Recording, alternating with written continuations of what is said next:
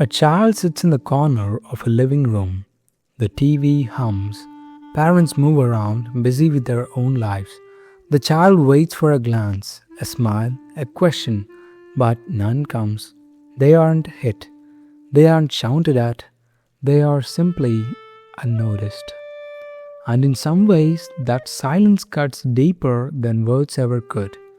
Because when a child is ignored, they don't just feel lonely, they begin to wonder if they exist at all.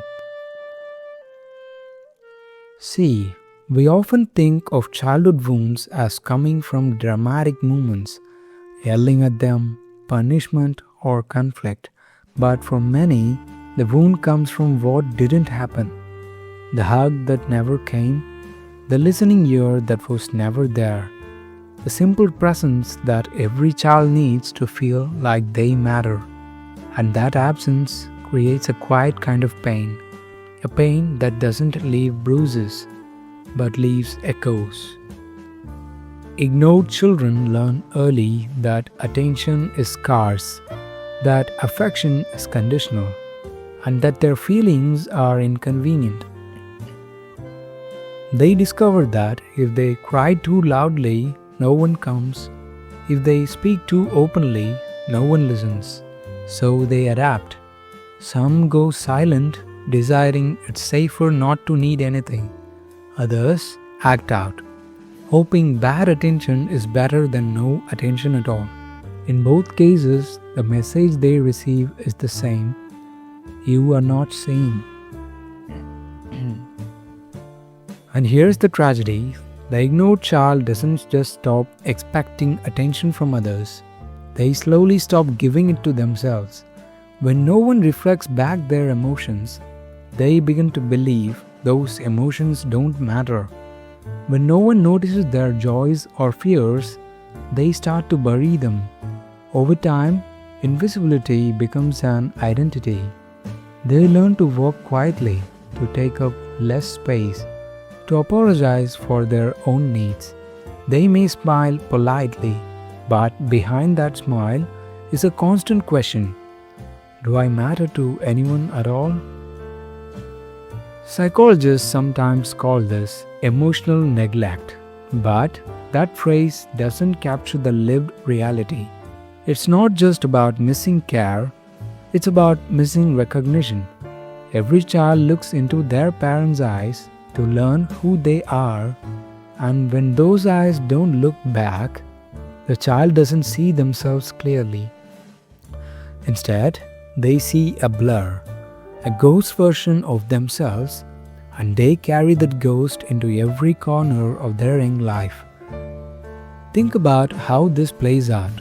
At school, the ignored child may work harder than anyone, hoping a teacher notices, or they might withdraw completely, expecting invisibility to follow them everywhere. With friends, they may accept mistreatment because deep down they believe being overlooked is natural. And every night, when the house is quiet, that child lies awake with a hunger that no food can satisfy, the hunger of wanting to be seen. But here is something important to remember. Children don't stop loving their parents just because they are ignored. Instead, they turn the blame inward. They think, maybe I'm not interesting enough. Maybe I'm too much. Maybe if I were different, they would notice me. And that belief, that terrible, corrosive belief, begins to shape their entire sense of self. Not I was ignored, but I am forgettable. This is the unseen wound of the ignored child. It doesn't shout, it doesn't age, it whispers, quietly, constantly, reshaping the way they view themselves and the world. And if you have ever been that child, if you have ever felt invisible in your own home, you know that silence never truly leaves. It lingers, echoing in your relationships, your work, even in the way you breathe. Because when the world fails to see you as a child, you grow up struggling to see yourself. The ignored child grows older. They go to school, they get jobs, they enter relationships. On the surface, they look like everyone else, but inside, they carry a silence that never left. A silence that whispers, "You don't matter." And so, in adulthood, the ignored child often shows up in one of two ways. Some become the overachievers. They work harder, love harder, give more than anyone else, all in the hope that maybe, finally, someone will notice them. Every achievement becomes a secret plea. "See me, please." Others move in the opposite direction. They withdraw, keep their distance, avoid intimacy, because if no one notices them, no one can hurt them either. They learn to hide in plain sight, living half lives where their real self is never revealed. Both paths are survival. Both are echoes of the same childhood wound. If you have ever been that ignored child, you may notice how it shows up in small ways. Maybe you over-explain yourself, desperate to be understood. Maybe you stay in relationships where you're treated as invisible, because invisibility feels familiar. Maybe when someone finally gives you a genuine attention, it feels so strange, so uncomfortable that you push it away. It's not weakness, it's conditioning. It's the nervous system bracing for the silence it has always known. But here's something the ignored child often doesn't realize. What was missing in childhood was not their fault. It wasn't because they weren't lovable or interesting or good enough. It was because the adults around them couldn't give what they didn't know how to give. Yet the child absorbed the blame anyway.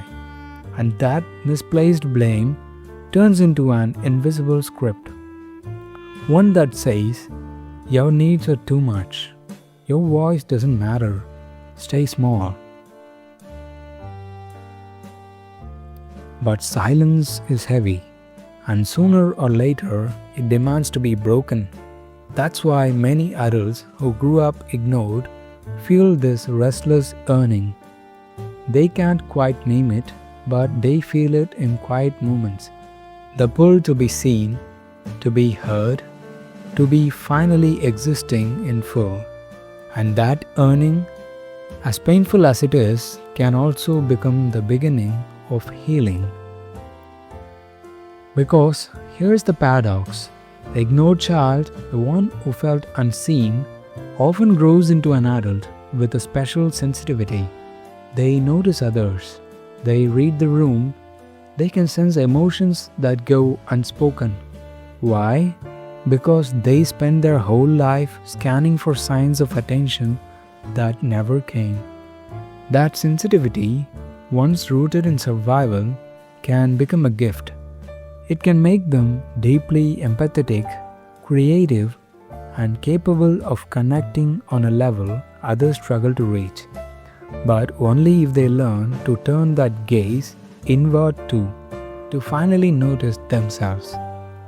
Healing begins the moment the ignored child, now an adult, says, "I see me, not perfectly, not all at once, but little by little, by listening to their feelings, by allowing themselves to take up space, by surrounding themselves with people who don't just look past them, but truly look at them."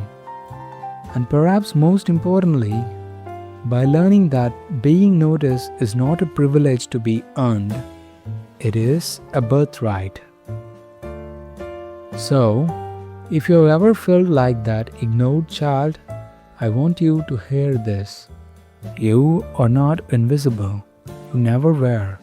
You were simply raised in an environment that failed to reflect your worth back to you. But that worth is still there, waiting, unshakable. And maybe the deepest work of your adulthood is not to chase the attention you never got, but to become the one who finally gives it to yourself, To stand in the mirror and say, I see you. You matter. You always did.